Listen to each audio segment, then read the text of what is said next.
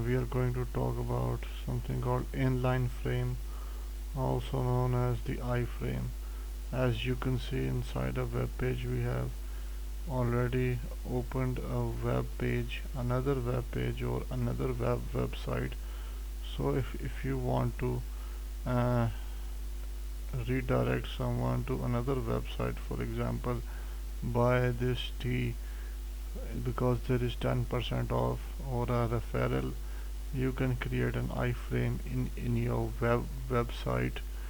So by creating an iframe, you can redirect and use the anchor tag hyperlink to redirect user to another page, or open or view another page inside your nested page. So this is basically an iframe. So the iframe is really interesting because it's a simple tag. It's a simple tag called the iframe tag. Like over here you can see that the iframe tag has a source.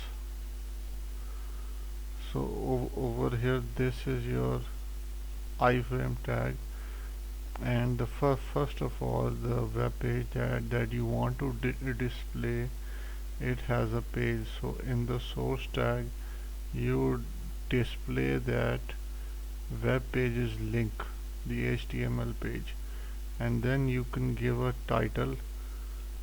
Title is something that will stand out for on your page, and then the dimensions like the height and width of your iframe, and then its name.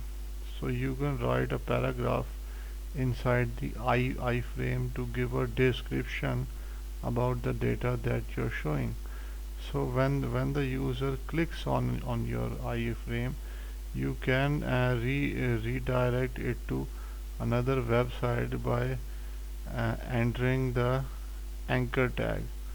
So the anchor tag will be responsible for redirecting the user to this given page, and this attribute target blank, it will open your hyperlink, your website, into a new tab.